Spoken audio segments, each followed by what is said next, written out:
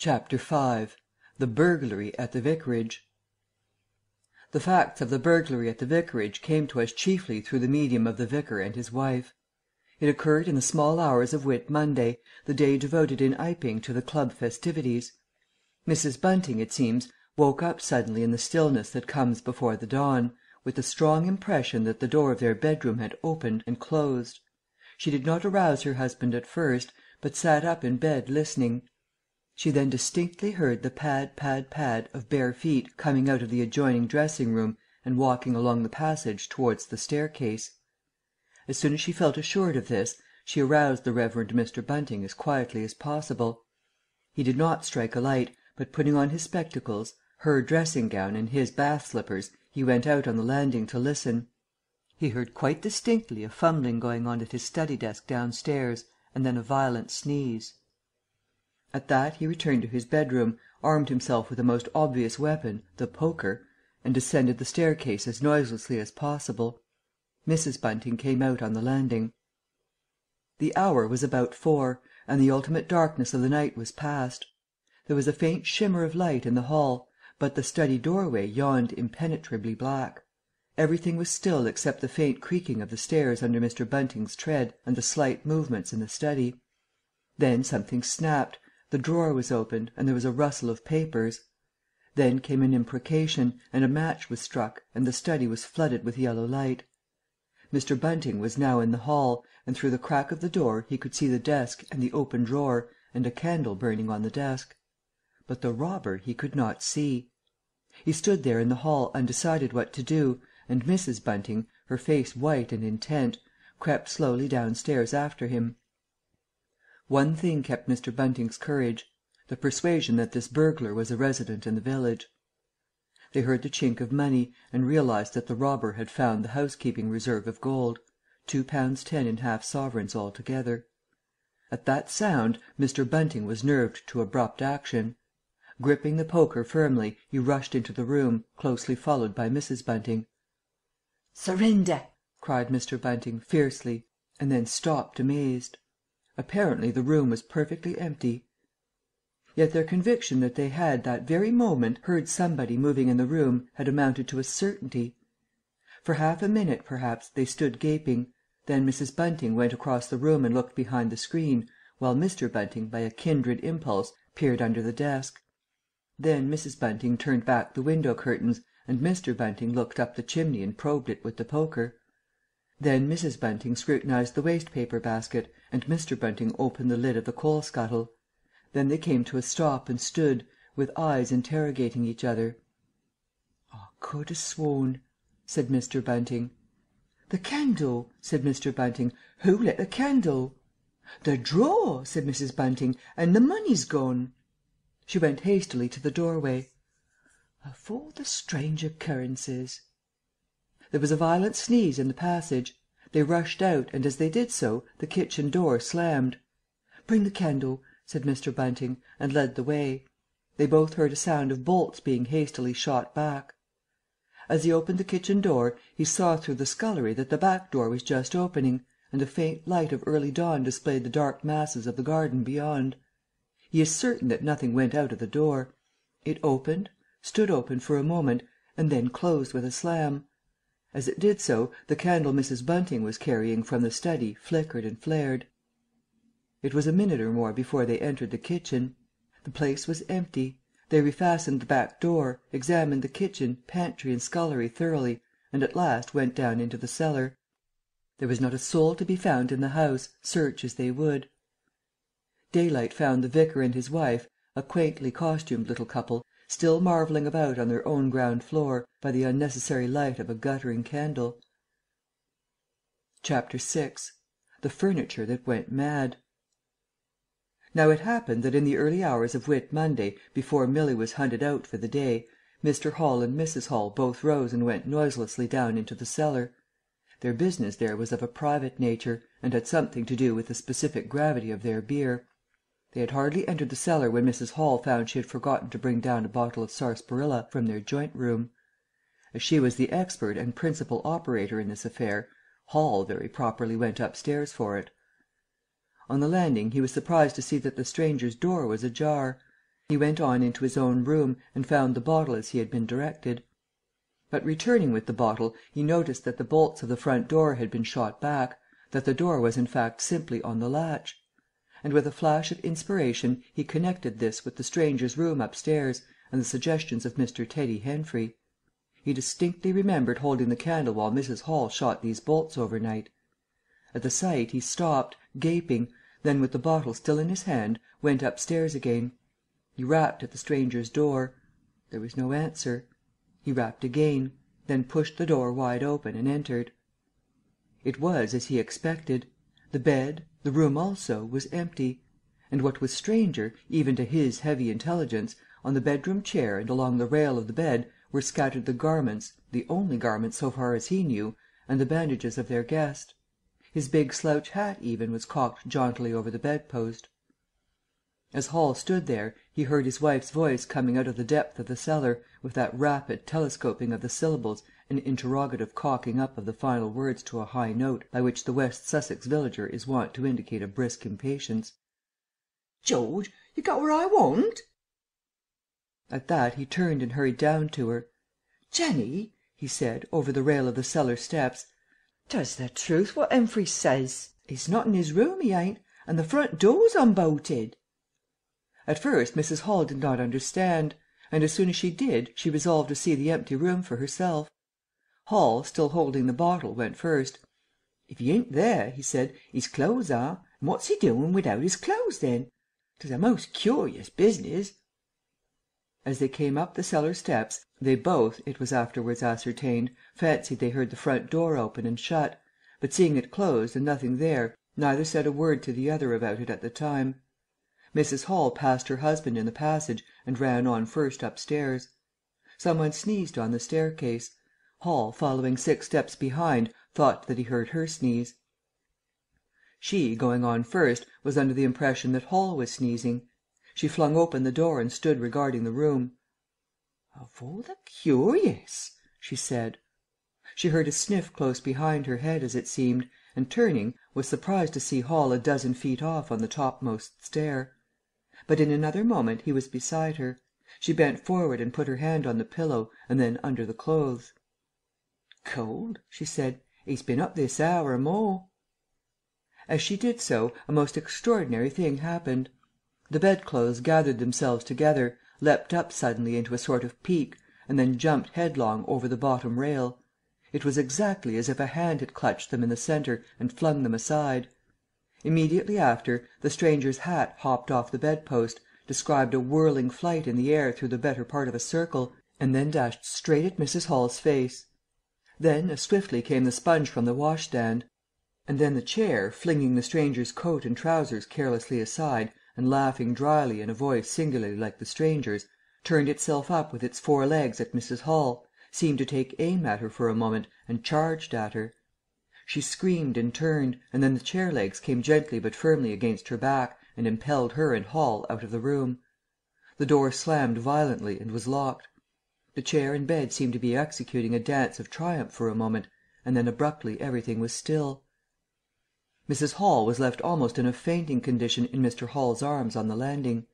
It was with the greatest difficulty that Mr. Hall and Milly, who had been roused by her scream of alarm, succeeded in getting her downstairs, and applying the restoratives customary in such cases. "'Twas spirits," said Mrs. Hall. "I know 'tis spirits. I've read in papers of 'en, tables and chairs leaping and dancing." "Take a drop more, Jenny," said Hall. "'Twill steady you." "Lock him out," said Mrs. Hall. "Don't let him come in again. I half guessed. I might ha' known. With them goggling eyes and bandaged head, and never going to church of a Sunday. And all they bottles. More'n it's right for anyone to have. He's put the spirits into the furniture. My good old furniture. 'Twas in that very chair my poor dear mother used to sit when I was a little girl. To think it should rise up against me now." "Just a jot more, Jenny," said Hall. "Your nerves is all upset." They sent Milly across the street through the golden 5 o'clock sunshine to rouse up Mr. Sandy Wadgers, the blacksmith.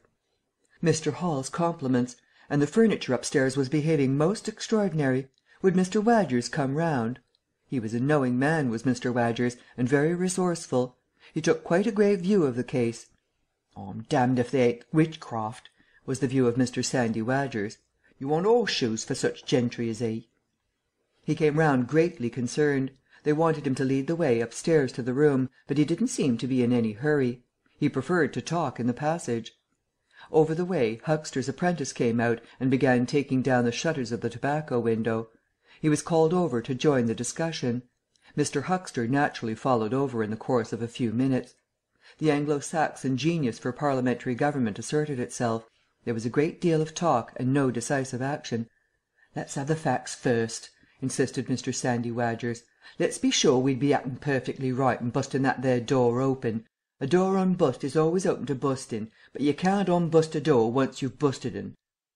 And suddenly and most wonderfully the door of the room upstairs opened of its own accord, and as they looked up in amazement they saw descending the stairs the muffled figure of the stranger, staring more blackly and blankly than ever with those unreasonably large blue glass eyes of his.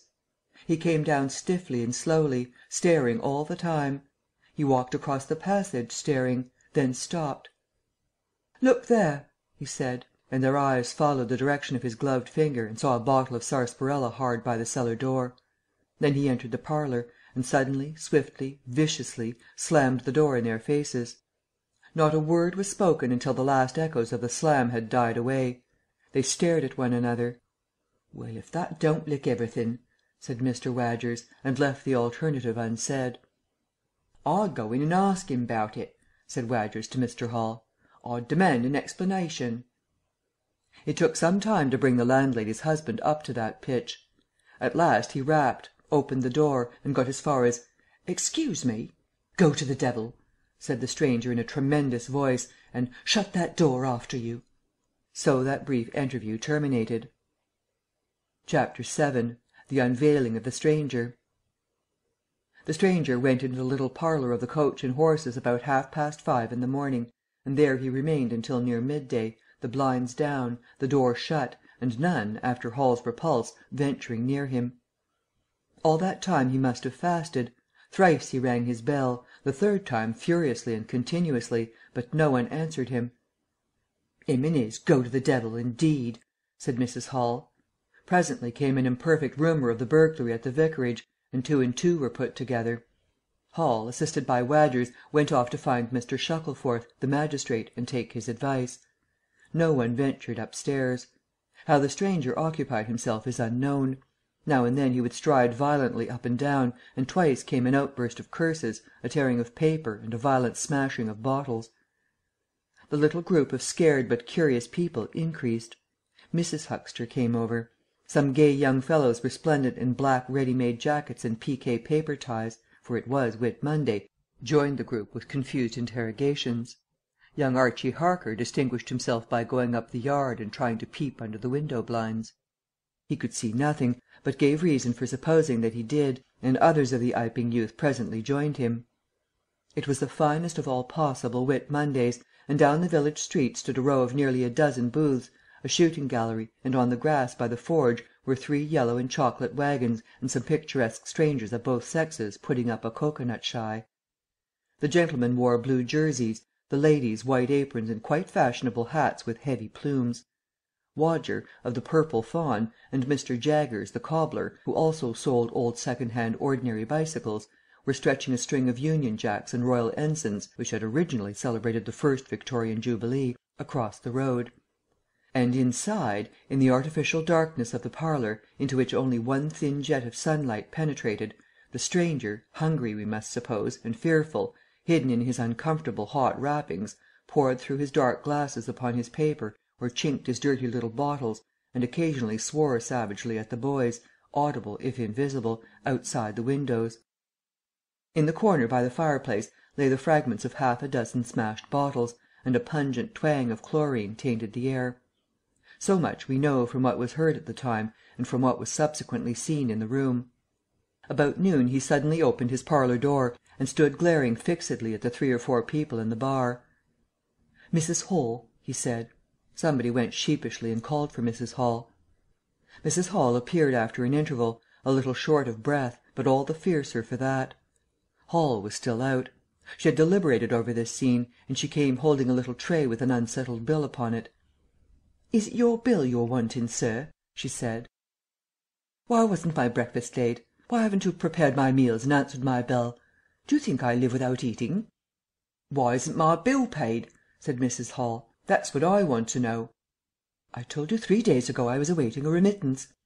"I told you 2 days ago I wasn't going to await no remittances. You can't grumble if your breakfast waits a bit if my bill's been waiting these 5 days, can you?" The stranger swore briefly but vividly. "No, no," from the bar.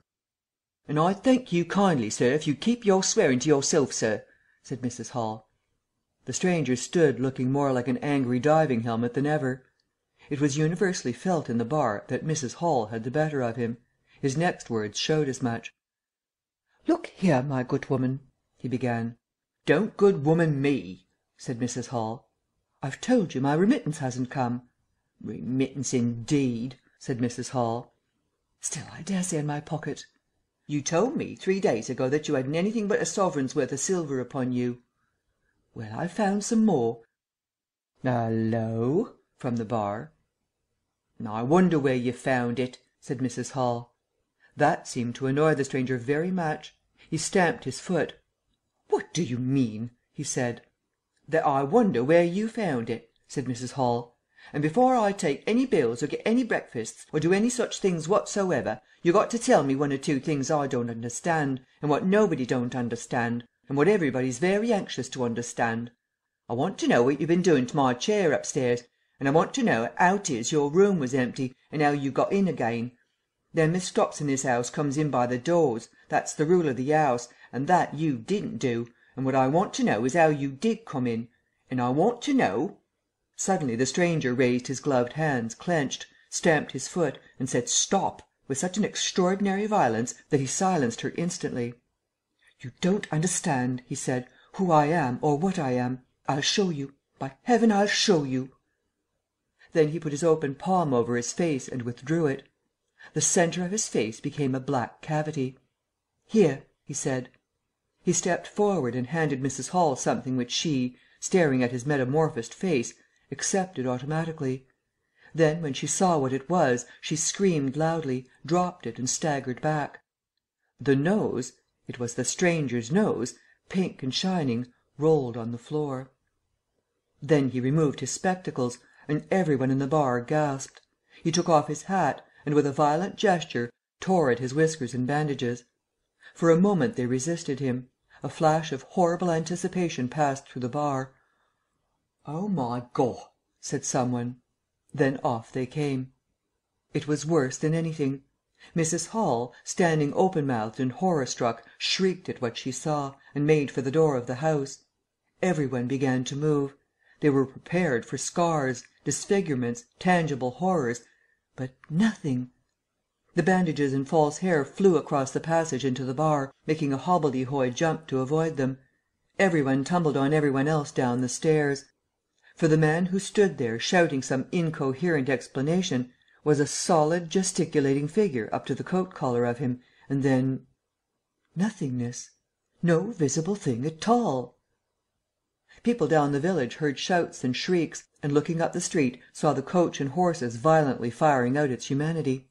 They saw Mrs. Hall fall down, and Mr. Teddy Henfrey jump to avoid tumbling over her, and then they heard the frightful screams of Milly, who, emerging suddenly from the kitchen at the noise of the tumult, had come upon the headless stranger from behind. These increased suddenly. Forthwith, every one all down the street, the sweetstuff seller, cocoanut shy proprietor and his assistant, the swing-man, little boys and girls, rustic dandies, smart wenches, smocked elders and aproned gypsies, began running towards the inn, and in a miraculously short space of time a crowd of perhaps 40 people, and rapidly increasing, swayed and hooted, and inquired and exclaimed and suggested, in front of Mrs. Hall's establishment. Every one seemed eager to talk at once, and the result was Babel. A small group supported Mrs. Hall, who was picked up in a state of collapse. There was a conference, and the incredible evidence of a vociferous eye-witness. "Oh, bogey! What's he been doing then? Ain't hurt the girl, has he? Run at 'em with a knife, I believe. No head, I tell you. I don't mean no manner of speaking. I mean man without a head. Nonsense! 'Tis some conjuring trick. Fetched off his weapon, he did." In its struggles to see in through the open door, the crowd formed itself into a straggling wedge, with the more adventurous apex nearest the inn. "He stood for a moment. I heard the gal scream and he turned. I saw her skirts whisk and he went after her. Didn't take 10 seconds. Back he comes with a knife in his hand and a loaf. Stood just as if he was staring. Not a moment ago. Went in that there door. I tell you, he ain't got no head at all. You just missed him." There was a disturbance behind, and the speaker stopped to step aside for a little procession that was marching very resolutely towards the house. First Mr. Hall, very red and determined, then Mr. Bobby Jaffers, the village constable, and then the wary Mr. Wadgers. They had come now armed with a warrant. People shouted conflicting information of the recent circumstances. "'Ead or no 'ead," said Jaffers, "I got to restin', and restin' I will." Mr. Hall marched up the steps, marched straight to the door of the parlour and flung it open. "Constable," he said, "do your duty." Jaffers marched in, Hall next, Wadgers last. They saw in the dim light the headless figure facing them with a gnawed crust of bread in one gloved hand and a chunk of cheese in the other. "That's 'im," said Hall. "What the devil is this?"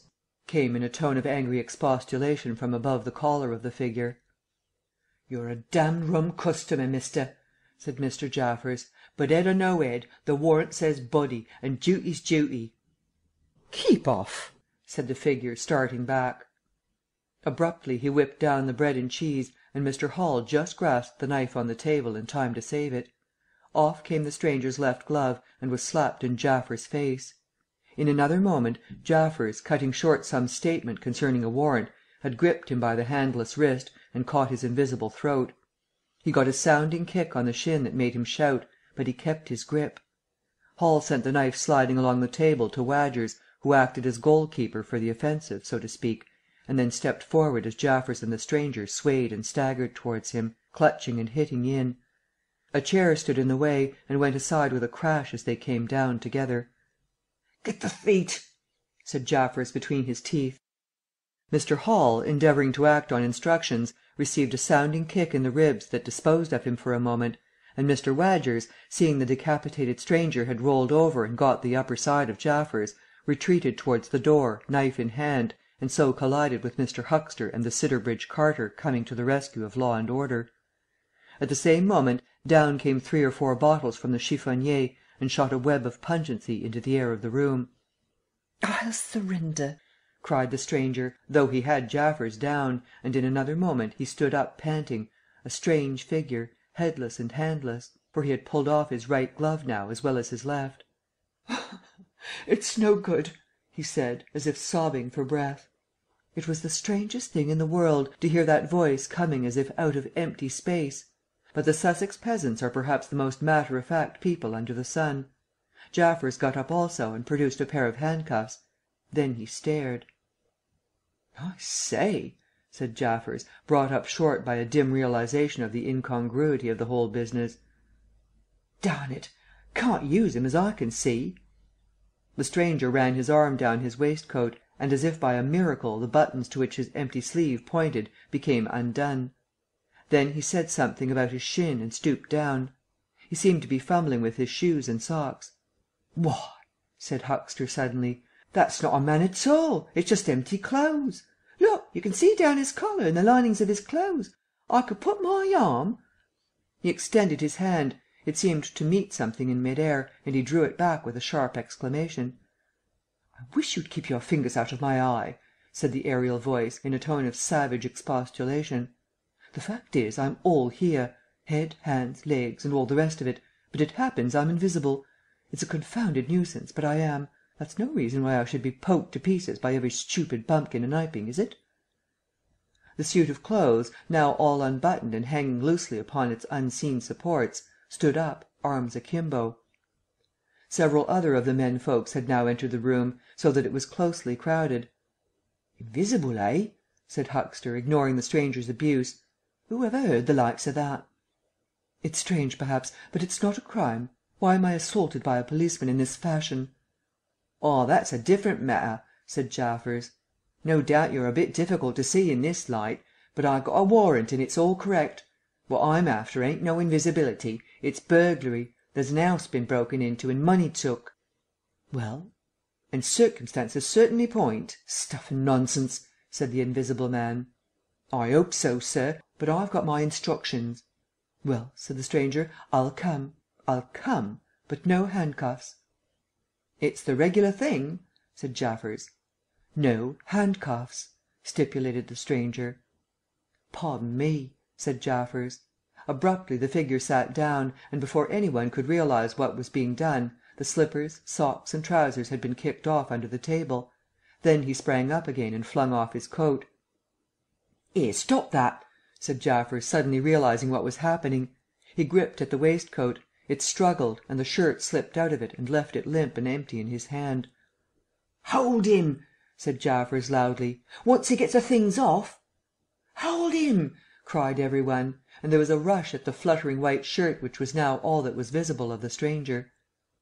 The shirt sleeve planted a shrewd blow in Hall's face that stopped his open-armed advance and sent him backward into old Toothsome the sexton, and in another moment the garment was lifted up and became convulsed and vacantly flapping about the arms, even as a shirt that is being thrust over a man's head. Jaffers clutched at it, and only helped to pull it off. He was struck in the mouth out of the air, and incontinently threw his truncheon and smote Teddy Henfrey savagely upon the crown of his head. "Look out!" said everybody, fencing at random and hitting at nothing. "Hold him! Shut the door! Don't let him loose! I got something! Here he is!" A perfect babel of noises they made. Everybody, it seemed, was being hit all at once, and Sandy Wadgers, knowing as ever and his wit sharpened by a frightful blow in the nose, reopened the door and led the rout. The others, following incontinently, were jammed for a moment in the corner by the doorway. The hitting continued. Phipps, the Unitarian, had a front tooth broken, and Henfrey was injured in the cartilage of his ear. Jaffers was struck under the jaw, and turning, caught at something that intervened between him and Huxter in the mêlée, and prevented their coming together. He felt a muscular chest, and in another moment the whole mass of struggling, excited men shot out into the crowded hall. "I got him!" shouted Jaffers, choking and reeling through them all, and wrestling with purple face and swelling veins against his unseen enemy. Men staggered right and left as the extraordinary conflict swayed swiftly towards the house door, and went spinning down the half-dozen steps of the inn. Jaffers cried in a strangling voice, holding tight nevertheless and making play with his knee, spun around, and fell heavily undermost with his head on the gravel. Only then did his fingers relax. There were excited cries of "Hold him!" "Invisible!" and so forth, and a young fellow, a stranger in the place, whose name did not come to light, rushed in at once, caught something, missed his hold, and fell over the constable's prostrate body. Half-way across the road a woman screamed as something pushed by her. A dog, kicked apparently, yelped and ran howling into Huxter's yard, and with that the transit of the invisible man was accomplished. For a space people stood amazed and gesticulating, and then came panic, and scattered them abroad through the village as a gust scatters dead leaves. But Jaffers lay quite still, face upward and knees bent, at the foot of the steps of the inn.